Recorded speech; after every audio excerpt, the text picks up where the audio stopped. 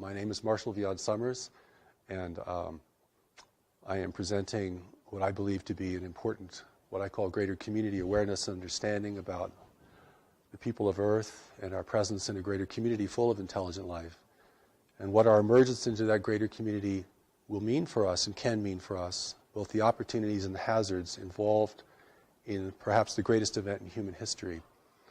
And my background really is more as a minister. I left my work as a special ed teacher for the blind about almost 40 years ago, began to teach interguidance, had a personal revelation in 1982, which confronted me with the voice that had been counseling me both in my interguidance work and as a special educator.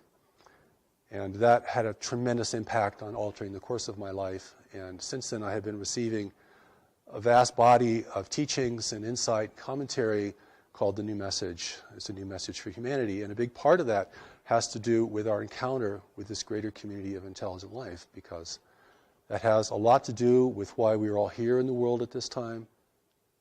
But we as terrestrial dwellers do not yet have the wisdom, or nor the perspective, nor the insight enough yet to be able to comprehend this greater community sufficiently so that we as the native peoples of the world do not make the kind of critical errors that the native peoples in the past have made regarding their first contacts with explorers from beyond.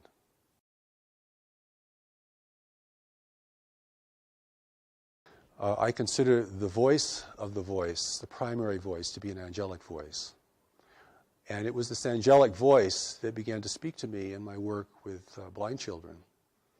Because anyone who works with the handicapped has to be able to develop certain kinds of intuitive skills. You can't go by the book if you're really going to teach young people how to be independent livers or live independently.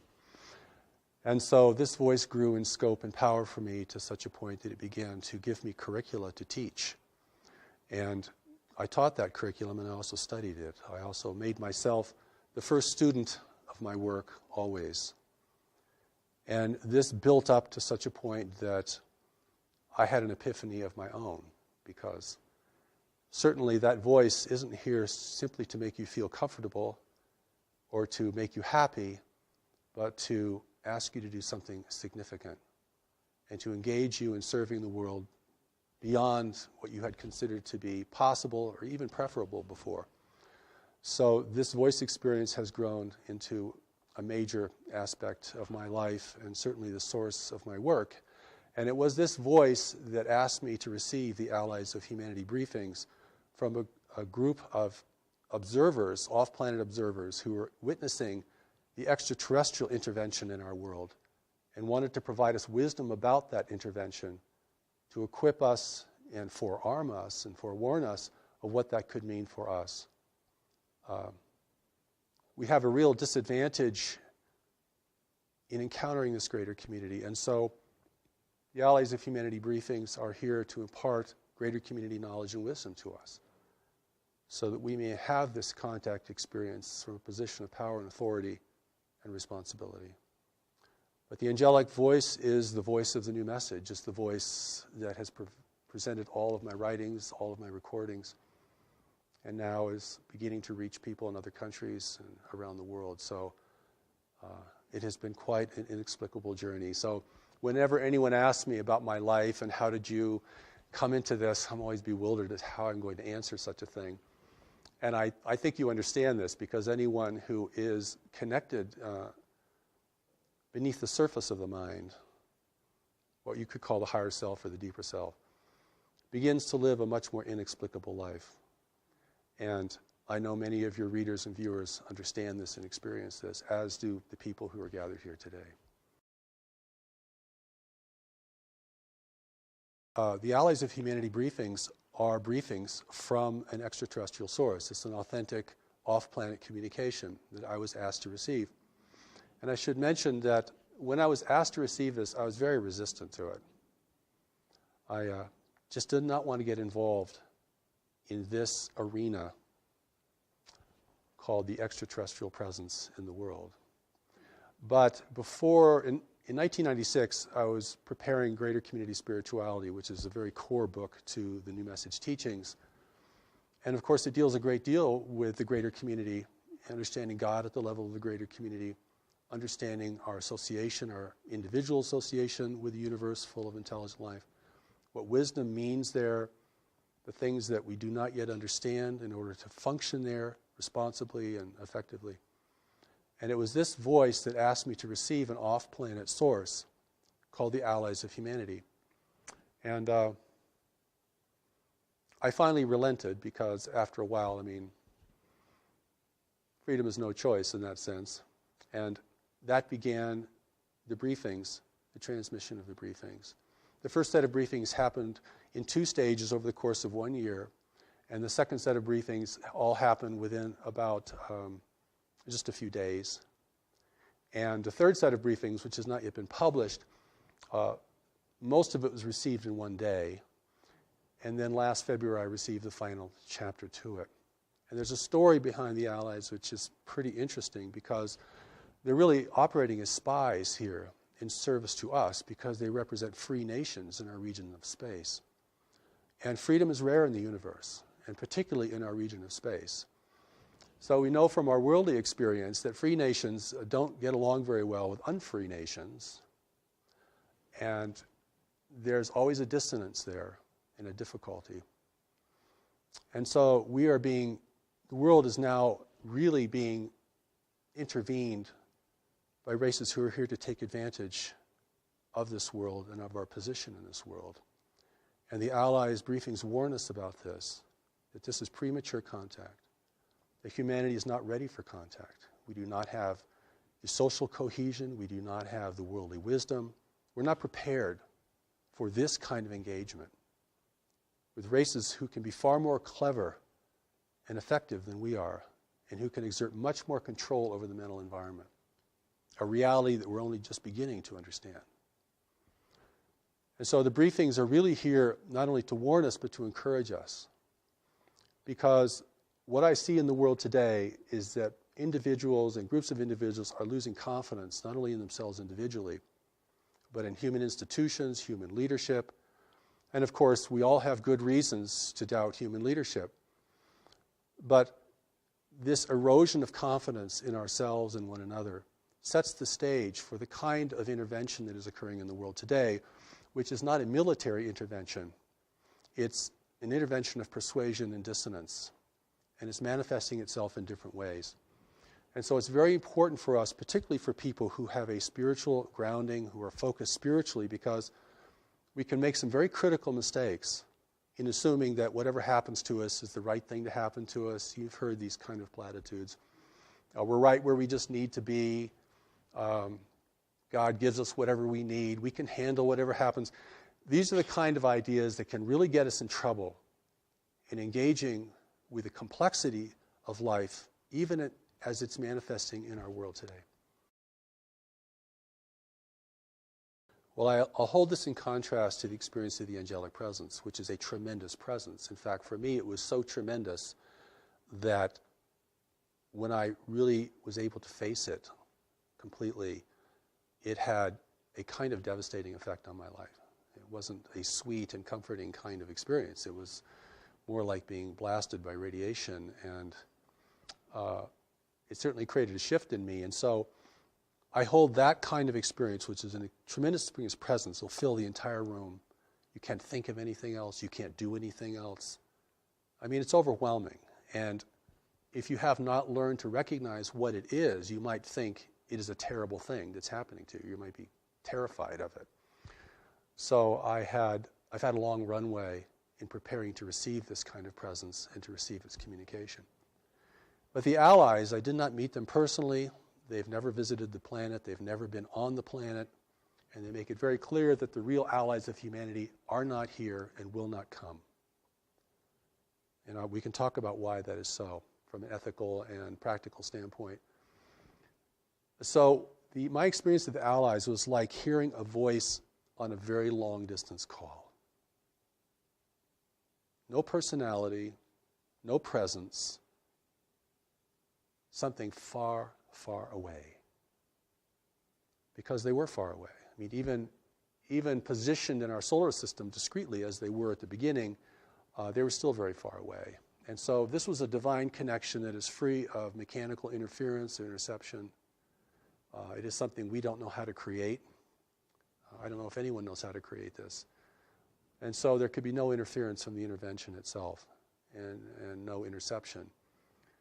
But for me, it was a very faint experience compared to the experience of the presence. So no dramatic meetings, didn't get on any spaceships, didn't travel around the galaxy. I didn't do anything like that. And yet the emphasis on my receiving this was so strong. And had that emphasis not been there, I'm sure I would have just dismissed it as an errant kind of experience or an annoyance or, no, I don't want to do that. But it proved to be very important, and I recorded it in my voice, and it was transcribed. But when I read the Allies of Humanity briefings, I know this is not coming from me. And I think especially notable in the Allies is the regard it has for humanity. A seeming regard that's much greater than I think most of us have for our own selves as a race. I mean, we're a pretty clumsy, violent, and disorganized race. Collectively, we might be fantastic individually, but collectively we don't make a very good show in our local universe. And the Allies do comment on that. But for me, the engagement was very, very subtle. But when I locked into that, it was quite strong. I mean, the words flowed, the feeling flowed, the kind of beyond words you would hear in a communication had real power and efficacy, and certainly affected me, affected the people who were the first to listen to these. But it's just my voice. Whereas when you listen to the angelic presence speaking through me, you're hearing a totally different voice. I mean, it has somewhat like my voice because it's using my body as a platform. But that's clearly not me. In fact, we listened to one of the recordings this morning in our conference, which we call the encampment. And I listened to that voice and I thought, I wish I could talk like that. I really do, and I mean that. I've tried and I can't do it. You have a 40-minute presentation, it's word perfect, every sentence is powerful, the inflections are perfect, nobody can figure out what the accent is. I don't know. You know, all I can say is I yield to that experience and to provide it to others and see if it is valuable for them. I hear it as a voice, and then that voice locks onto my voice, and then I can speak it and record it. It's way too fast for me to write. I've never been able to write these things down in the speed which they're given. Before I received the first set of briefings, I was kept up almost an entire weekend because I didn't really want to accept it, by this little voice saying, would you please receive us? Receive us.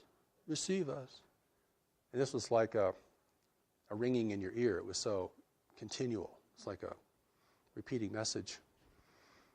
But once I locked into the voice, I could speak it. And my inexplicable training has enabled me to do that.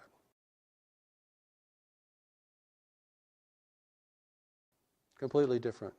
The contrast couldn't be greater.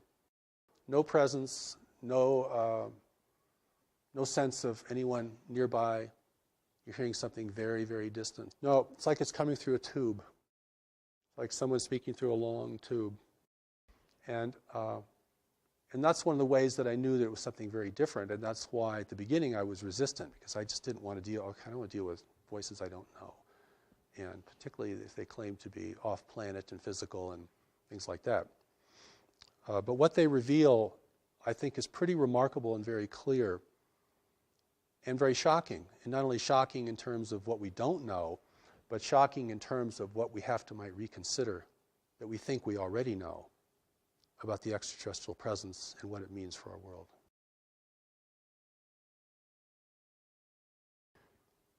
First, they want us to know that there are free races actually out in the universe. And that the universe is governed by nature and no one has been able to overcome nature. Now, this is very important because we think technology has no end and that it can replace all the constraints of nature. And they make it very clear that The more advanced a race is technologically, the greater its need for resources. The more it has to be engaged in complex arenas of trade, the more it has to be uniform and undemocratic, and the more it's actually vulnerable to having access to what it needs from the greater community. And we live in a highly populated part of the universe where there is not a lot of frontier, where there are very strict rules of trade, a great deal of control over territory. It's not the Wild West out there, free for our taking. And war has been suppressed in this region of space. Conquest is suppressed. So if you want to gain influence over another world, you have to do it through other means. And the other means have been cultivated to a very high degree. And we're talking about persuasion and deception. Okay.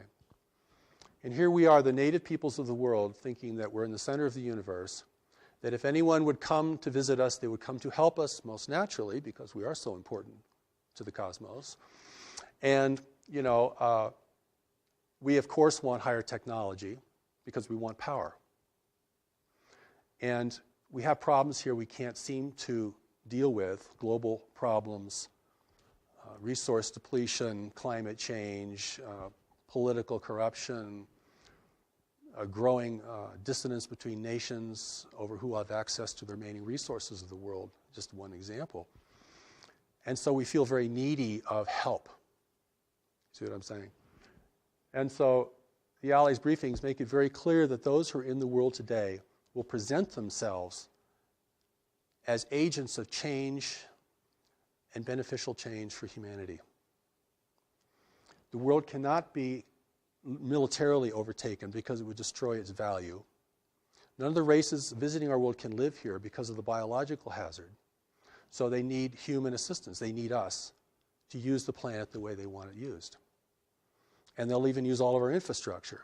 And the reason that this is new and not ancient is because only in the latter part of the 20th century have we created an infrastructure that foreign races can utilize. The native peoples couldn't do anything for them. Okay, well, what about the times of Atlantis? The world's been visited throughout its history. There have been attempts to colonize the planet. They've all failed because of the biological hazard. And biological hazard is a very big deal in the greater community, and we can certainly talk about that if we have any time. And I think the Allies' intention is to warn us that there are different races of beings here, but they're all part of an intervention. And there are competing groups here in the world. And they're multiracial. So we may see them in different forms. And they can certainly project forms. I don't mean that mysteriously, I mean that technologically. I mean, they can project images holographically into our environment. And they will use our aspirations, our greed, our corruption, our uncertainty, and our insecurity to build their importance. And certainly, even at this point, they have enough human representatives and apologists in the world that will promote their importance and the idea that humanity cannot make it on its own, that our leaders are incorrigible, their institutions are too flawed to be redeemed, and that we must have their health and their brilliance and even their spiritual enlightenment in order to redeem ourselves and to take care of our world in the way that we might aspire to. Now, what we don't understand is what constrains the intervention. People say, well, if they want the place, they should just come take it. I mean, if they're not taken by force, it means they're probably not violent, or they're probably not here to harm us in any way. But see, there's so many missing pieces to this puzzle that we can't add, that I think the briefings attempt to add in the most clearest and lucid manner possible. I mean, your 10-year-old could read The Allies of Humanity and get it. Okay, so it doesn't require a highly sophisticated notion of dimensions or dimensionality or spiritual dimension or political astuteness in order to read the Allies briefings and realize what they're telling you. Is they're telling you you're facing a subtle invasion that is not here to destroy you, but to utilize you, and will use your strengths and your witnesses and your adaptability to this world, which they do not possess, in order to establish their own agenda here. All they can do that is through genetic manipulation. But even genetic manipulation is a very time-consuming and difficult task. And that's why the intervention has taken a very slow pathway. It just happens to be the most effective way to ingrain yourself in the consciousness, in the biological reality.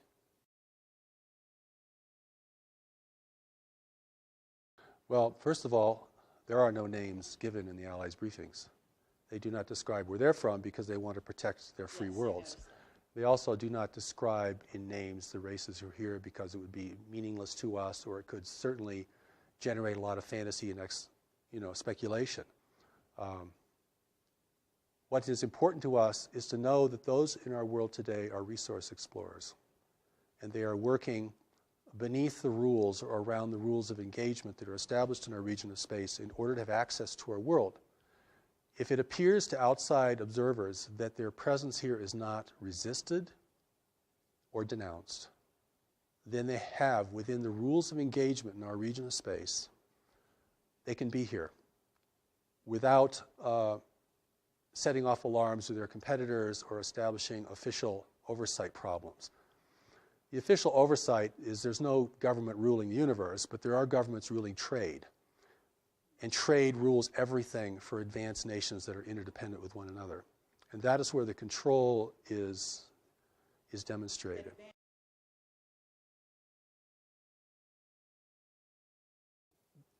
Whenever I talk about this, I have to kind of paint a picture in the background because the picture is very different than what most people think today.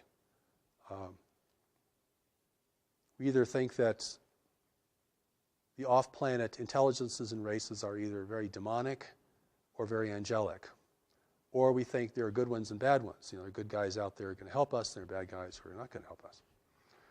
The briefings themselves kind of set the record straight that in order to create an unambiguous situation on Earth, those potential groups who were visiting at earlier times are not here because we don't have the ability to discern, we don't have the subtlety or the insight to discern friend from foe. You cannot tell an ally from an adversary unless you're very skilled in the mental environment. Very intuitive, very insightful, literally a seer. Okay? Because they're presenting themselves as the saviors of humanity. And in the background, they're taking people and never returning them. In the background, they're building a new human. Not to replace us, but to determine our direction. I'm often also asked, and I never like these questions very much, but I'm often asked, is our president an extraterrestrial or is our leaders? I think the thing to understand here, because I've had an opportunity both through the Allies briefings and through the greater community teachings of the new message, which go way, way beyond the Allies themselves, is that those individuals that are being prepared to be in the world are here to advise the leaders. They're psychic, they're powerful, they're brilliant. You can recognize them if you have the eyes to see, but most people will not recognize them. They're not in positions of leadership, they're unaccountable to the public, you will rarely see them on camera. This is how an intelligent race gains ability and influence and control without the people knowing it.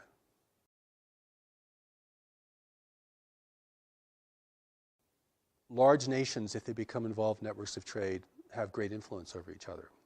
And it's a very competitive environment. The universe, our universe that we're going to have to deal with, isn't a big frontier with a bunch of uninhabited Earths out there that we can go migrate to when we've just completely used up this one. And this reality is a very competitive reality. And so the skill in mental environment, the skill in persuasion, the skill of seers, the skill of things that we might hold to be very spiritual, but now have been used or are used in a very mundane and even invasive way, are used a great deal. I mean, once the rules are established, everyone figures out a way to get around them, or to skirt them, or to operate within them effectively. And of course, we're like the young child that goes into the big city. No, we don't know anything about the social reality, the political reality of that metropolis. And it's our naivete and our innocence that makes us probably endearing. I think you get this sense of endearment when you read the Alley's briefs. They really think we're very sweet, actually. But they also indicate that, some things we don't know that could destroy us.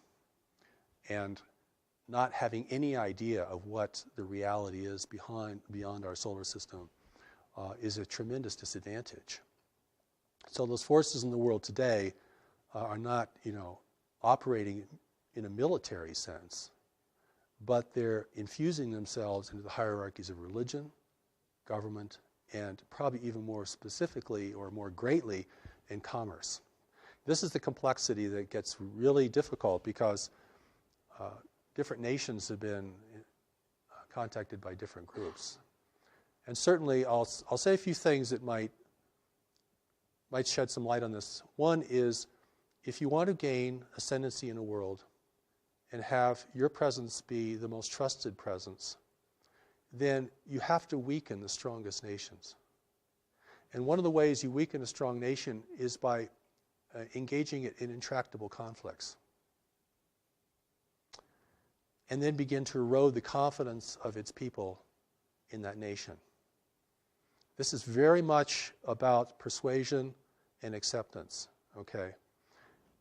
I make this emphasis about war because our whole orientation to space is war. Star Trek, Star Wars, War of the Worlds. This is where we're coming from as a people. We think the universe is just another big battleground between empires and freedom fighters and all this kind of stuff, which is a total projection of, our reality here on Earth. But the truth is, we're facing a non-human universe. And that alone is enough to give people chills. We're facing a universe that does not value human values. But we're also facing a universe that, like every other creature, requires resources to live, has to deal with competition, has to deal with provision, has to coexist with others. So our emergence into the greater community is an emergence into a much more sophisticated and complex environment. And we're going to emerge into this greater community because we can't stop. It's happening, not because we're going out and finding out what's out there, but because what's out there is coming here. Not all of what's out there, but some of it. The briefings also indicate that there are very few worlds in the universe who know of our existence. Because those who do know keep it a secret. Fewer competitors. It's in this is the Alley's briefings talk about this, as well as the New Message Greater Community teachings, is that we're following a very normal path of self-destruction, that most races that become technologically endowed begin to outstrip their world's resources and are usually engaged in the greater community not because of their explorations, but because the greater community arrives, offering gifts with its secret plans. And that's how that is the inducement. The inducement is not just to be a conquered people, because we'd resist. And if we resist, they couldn't function here, and they destroy the value of this world. But if we can submit, and if our desires and our ambitions can be enticed, then that's the best weapon there is to make the enemy drop their weapons and join you according to the engagement that you present.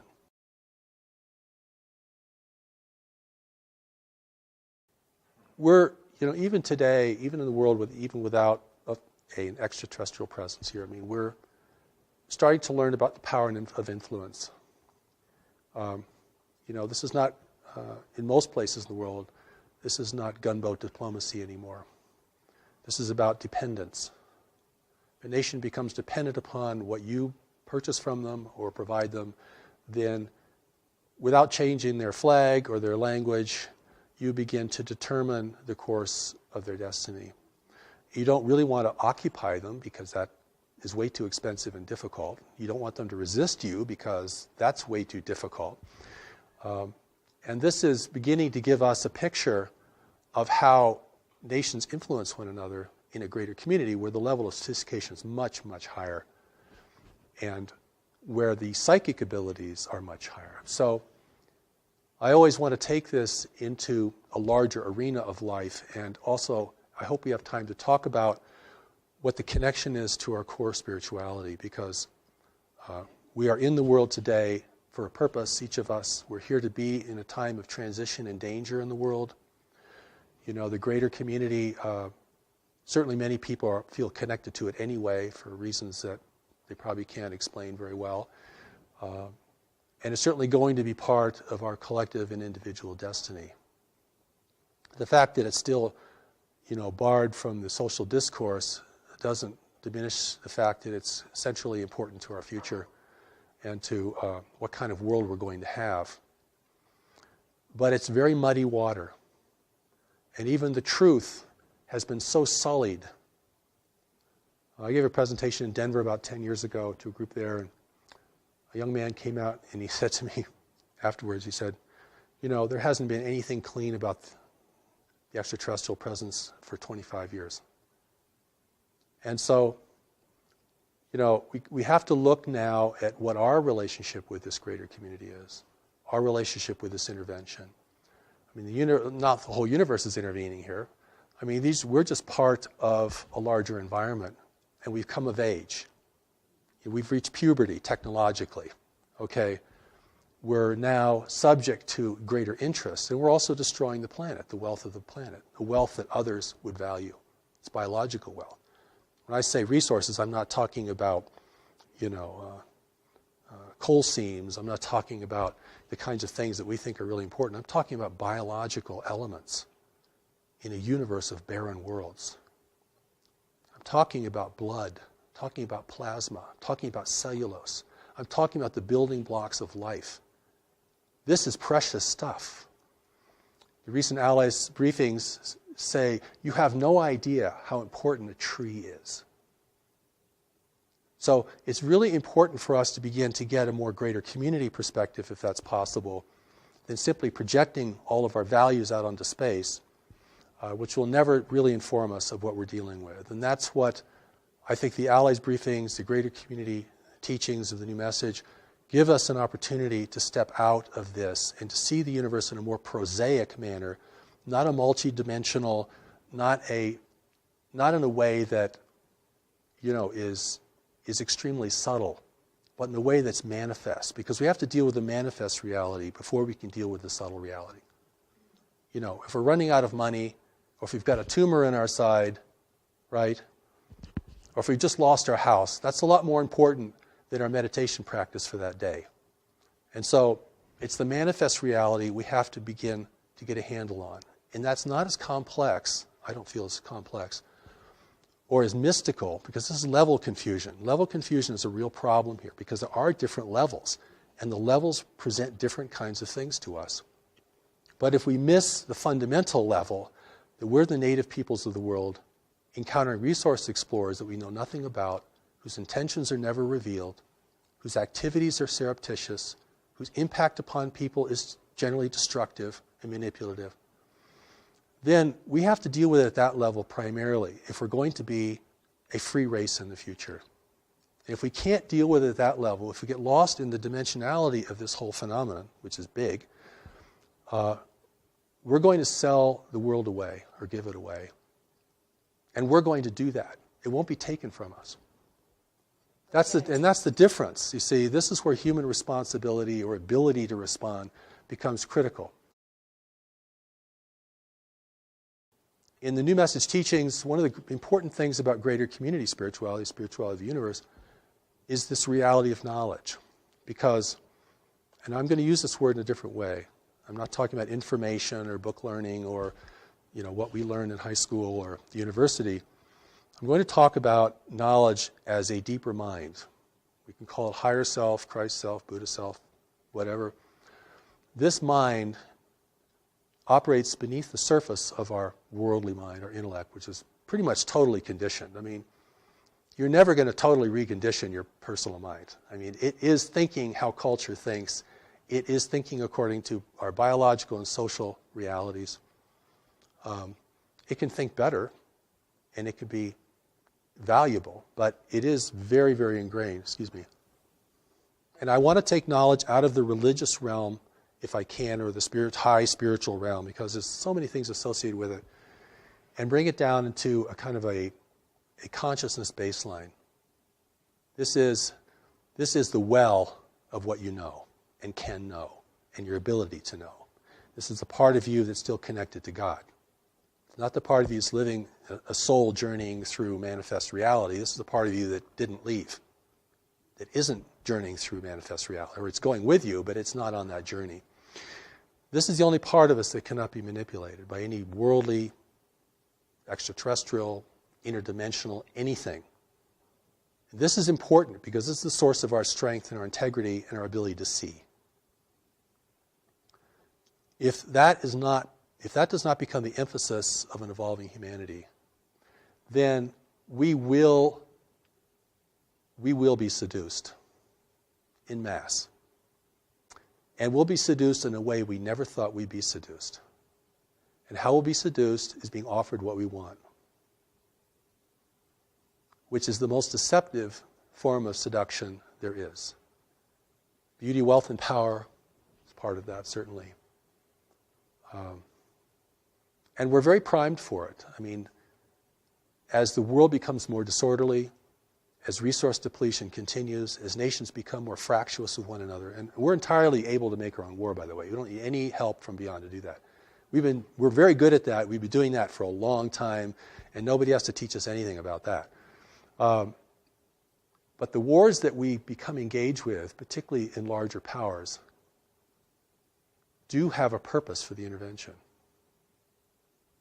If the only nations that could really rally the world are weakened sufficiently through intractable conflicts, and if the two or three strongest nations of the world are repitched in opposition to each other, or that's fortified, there will never be a consensus here. And that doesn't take as much intervention as you might think. Because everything that happens that we do is a result of our decision making. And what influences our decision making is what informs our decisions. And this is where the power of knowledge becomes centrally important. And this is where our spirituality isn't just a wondrous place to be, or a place to escape into, or a coping mechanism for dealing with a harsh and incomprehensible world, but becomes the traction for really being powerful here, and insightful, and beyond persuasion. And this is the part of us, amongst other things we have to develop, that's very core to our success, in my view. The Allies briefings talk about this. The power of knowledge is the greatest power in the universe, and the intervention's not using it, or they wouldn't be here. At that level, you can see this clearly. This is not a mystery. I've gone to conferences that said, this is not a mystery. And everyone's like, what? Because keeping it a mystery is part of the deception. We're going to keep this so inexplicable, and we'll never get it, and it's magnificent. It keeps the adventure going. Like, this is an adventure in consciousness, to study these things. That's one line of thought. So when I've gone to speak to groups of people and presented the Allies briefings in as gentle and compassionate way I can, I mean, the resistance is tremendous, because it's like I'm taking people's parade away from them. I'm taking their lollipop away from them. I'm depriving them of this really exciting thing that's going on and turning it into just another damn thing we have to deal with in life.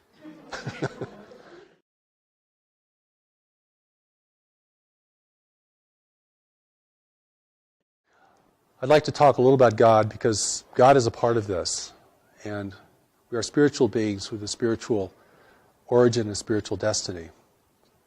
And I think our spirituality is actually one of the core strengths of humanity in a universe of highly technological and secular worlds, which predominate in our region of space.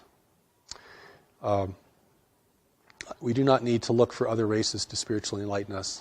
We actually have the materials to do that ourselves, and have actually done fairly well in keeping the mystery alive here, where it's died in many, many other places. When I talk about God, I'm not talking about our various belief system in ultimate power. And of course, whenever the word God is mentioned, people run into all their dissonance about religion and all issues about religion and organized religion and so forth, except to say that the thing that is going to enable humanity to enter into this greater community as a free and self-determined race is going to have a lot to do with our spirituality. And I don't mean our spiritual belief or the subtleties of our spirituality. I'm talking about the part of us that is connected to it firmly and immutably. Because if that's the only part of us that cannot be manipulated by any worldly or otherworldly force, then that represents the source of our wisdom, our strength, and our unity with each other. Because in facing the intervention in the greater community, we are certainly facing an adversity that we're unaccustomed to and do not really know how to discern very well. And I don't think anyone in government really knows how to discern it either. I don't think there's a secret group that's got all the cards on the table. And they're being influenced as well. So it comes down to what people see and know and their responsibility within themselves and to others. Because this is what enables the native race to rally and to begin to question, at least question at the outset, the meaning and the value of this. If we're hungry for technology from beyond the world, which is part of the inducement, it's liquor for the natives, for sure. If we want others to come and rescue us, that will be accommodated. If we want an overseer in the world that's non-human, that will be provided. But it's really, we have to grow up and become responsible. We're going to enter this greater community. You can't have a nation run by tribal conflict and warring nations. And so in adversity here is the opportunity.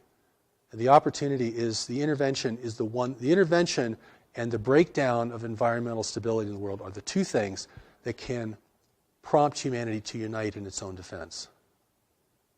It has to be that powerful to overcome our attitudes, our beliefs, our history between nations, the contention between religions, all the things that fracture us and are fracturing us further and further and further, most of which we're doing on our own. The interventions can step back and just let us degrade ourselves down.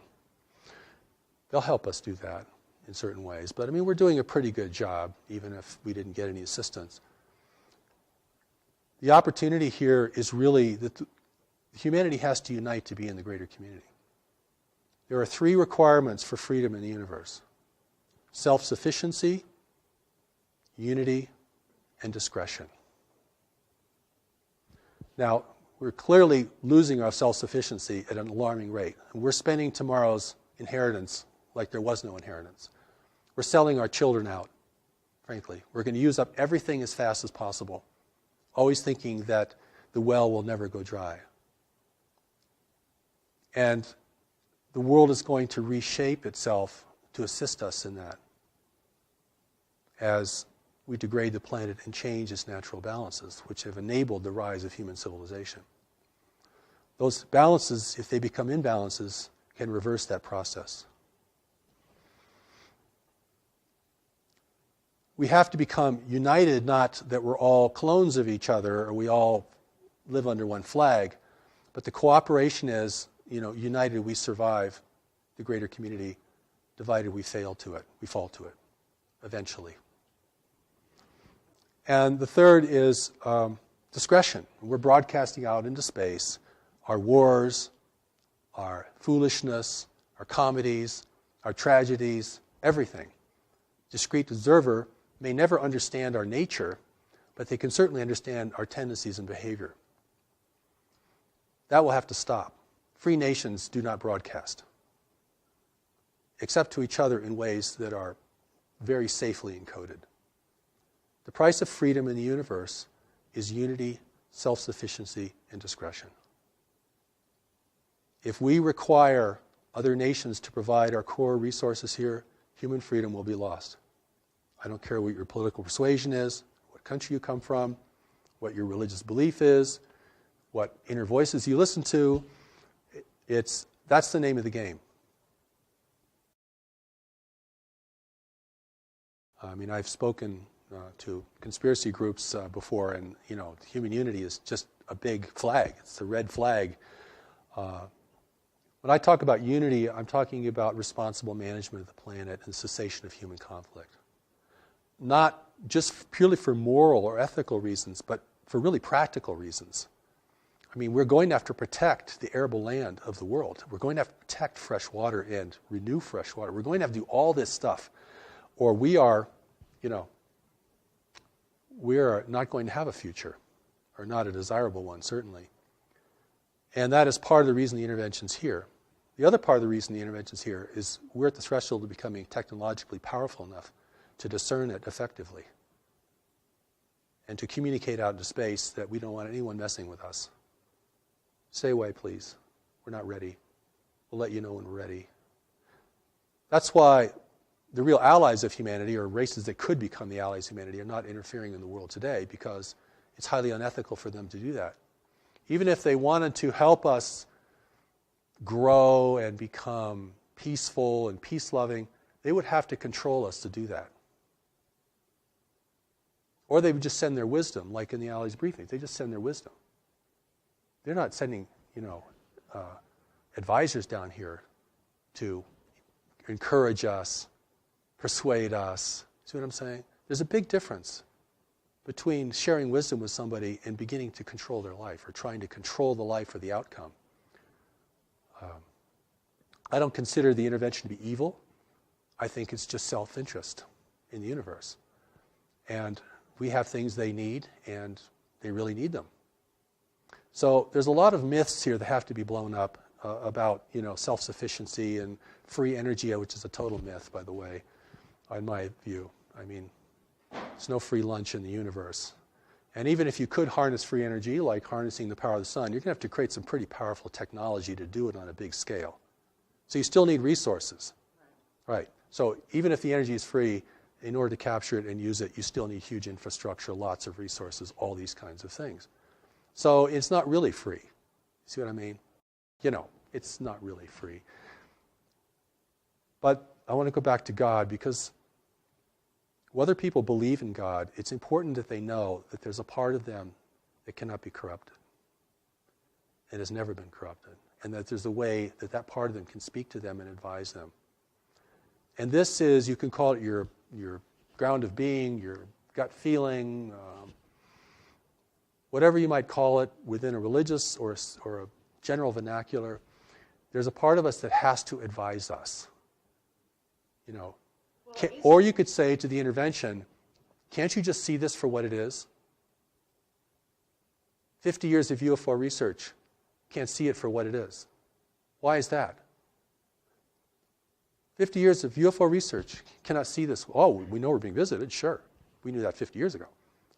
Haven't gotten any further, really. We got lots of sightings, got drawings and radar and tons of speculation and lots of kind of science, pseudoscience, all kinds. But can anyone say, what is this?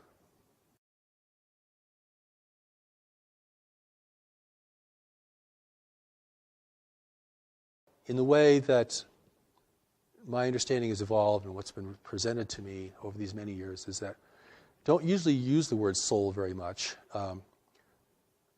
I describe it more as a part of us that's still connected to God, that's very wise and looks on everything with much greater discernment and depth.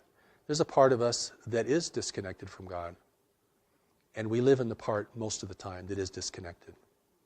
And that's almost the price of being in the world.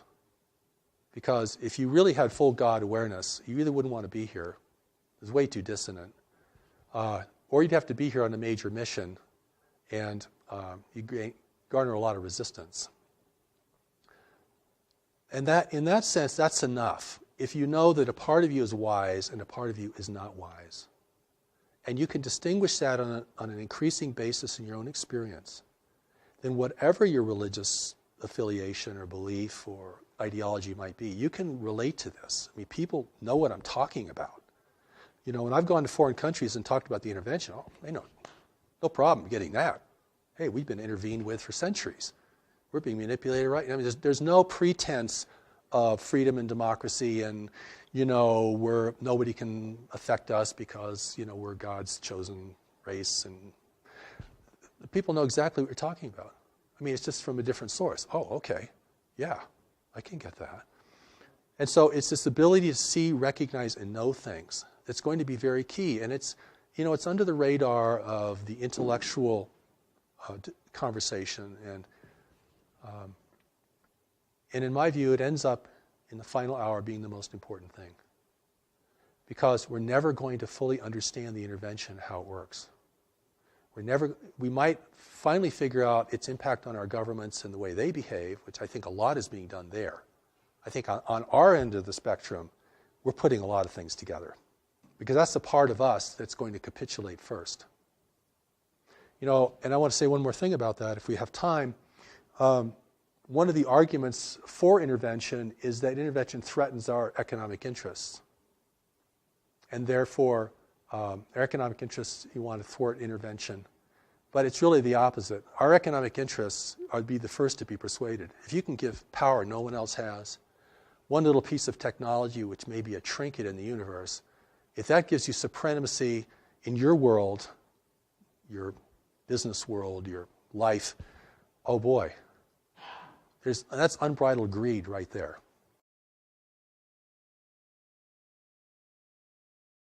Well, I don't think it's a done deal because there are elements in our government, this is what the Allies talk about.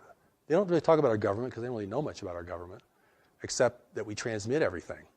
Even the government transmissions can be, somebody could sit out there and read just our entire script, you know what I'm saying? There are factions within our government that are aware of the intervention and support it, and there are factions that resist it. So this becomes very complex. I mean, when we talk about they've all been bought off, no. Has the government's all been bought off? No. The situation is much more fluid than that. Okay. Or it is a done deal. And we're just, you know, underlings that are just going to complain and revolt and, you know, make a lot of noise and nothing's going to happen. The situation, the outcome has not been determined. And this is very important. Otherwise, you're really going to disempower people. And it's a very complex situation because we're talking about influence permeating lots of parts of our life and in ways that we are beginning to understand. The other part of this equation is the intervention itself. What guides it, what restrains it, what it can and cannot do, how it has to behave here because it's being watched by other nations. And so if it appears, like I said before, if it appears that we are at least tolerating its presence, if it appears that we're accepting and benefiting its presence, then it looks like we are granting them permission to do whatever they want to do here. I mean, if there's appearance of resistance here, opposition and resistance, that's powerful.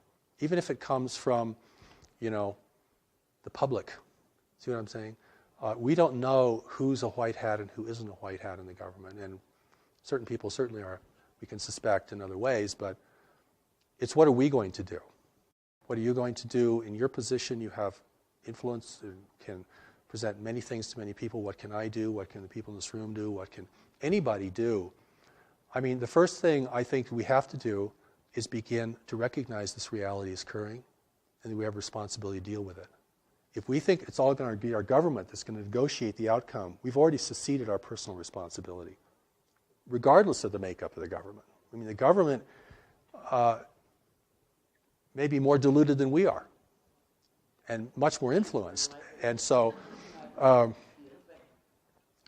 that is, this is a real power to the people kind of message, you see.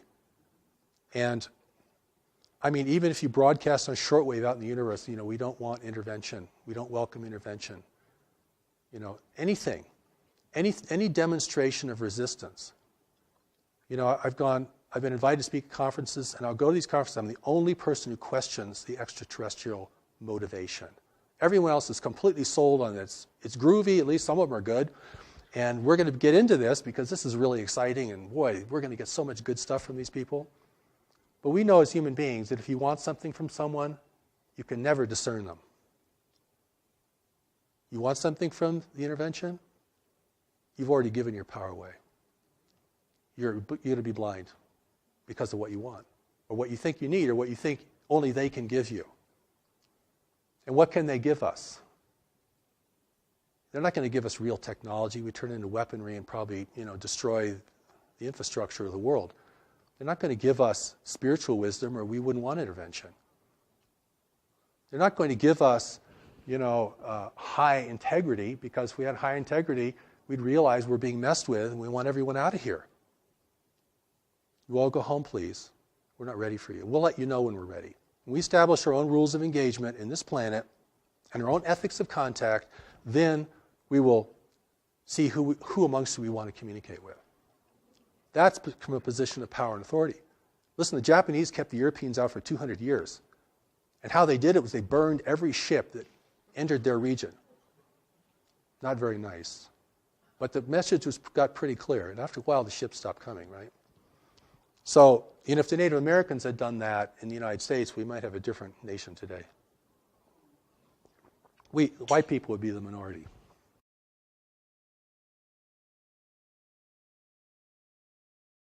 I would say that we can be ready, and we're not quite ready. We have the resources to be ready. We know more about this planet than any other race in the universe.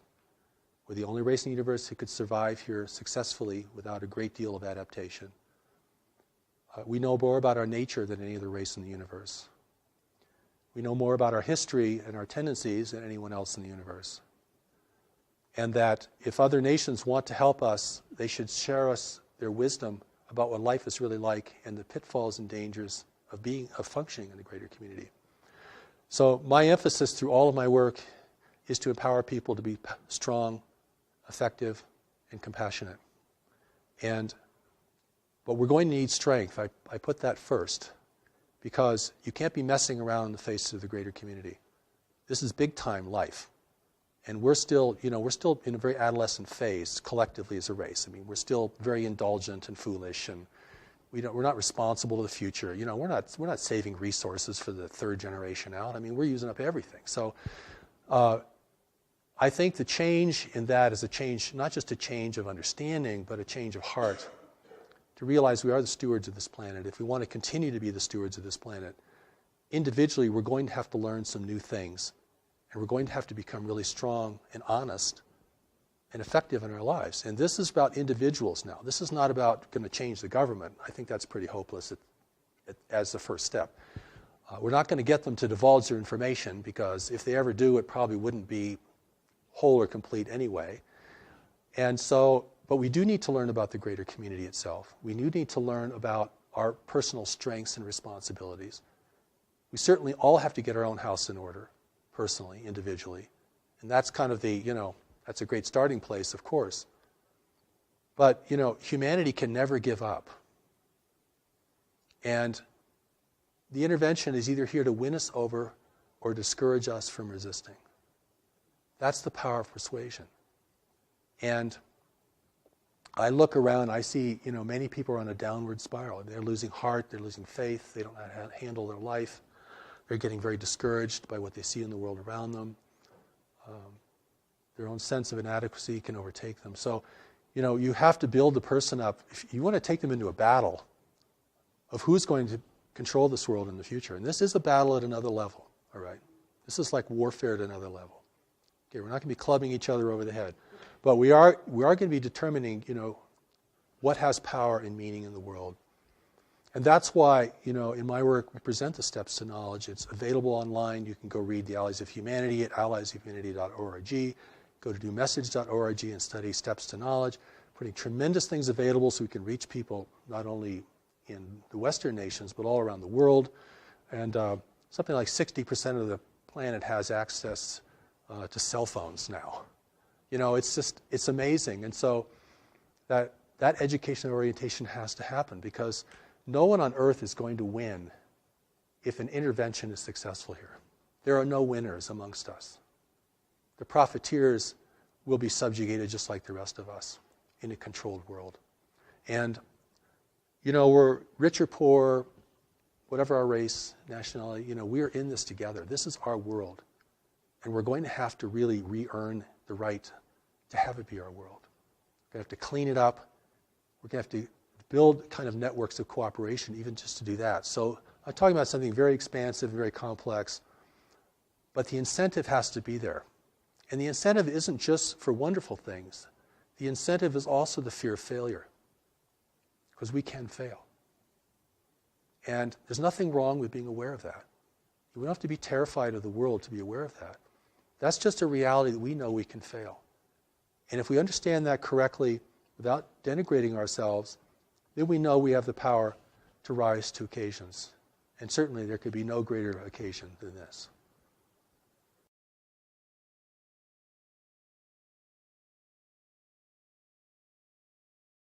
The Allies of Humanity briefings are at alliesofhumanity.org. We're a nonprofit organization. And the first Allies set of briefings is up there for everyone to read. It's also available in ebook now. And the second Allies briefing is in print. The third Allies briefing we hope to publish next year.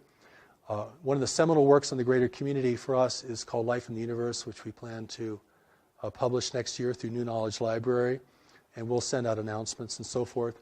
Our main website is newmessage.org, and there you can receive much of the New Message teaching is available online, both in audio, the original voice of Revelation, what people can hear.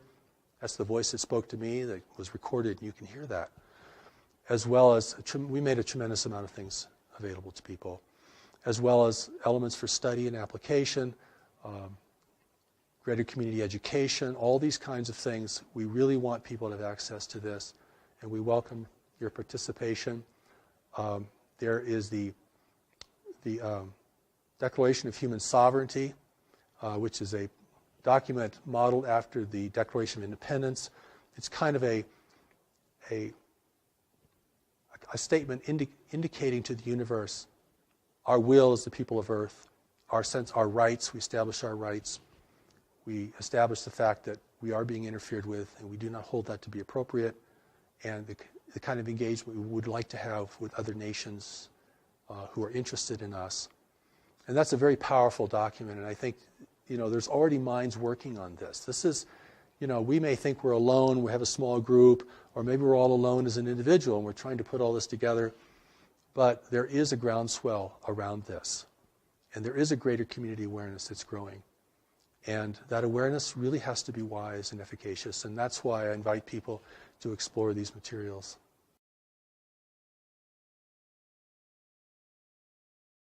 I'll deal with the prosaic first, and the things that we can all touch upon is the fact that food, water, and energy are declining resources in the world, and will be increasingly so. And those things, which seem the most ordinary kinds of things, may in the end prove the most difficult for us.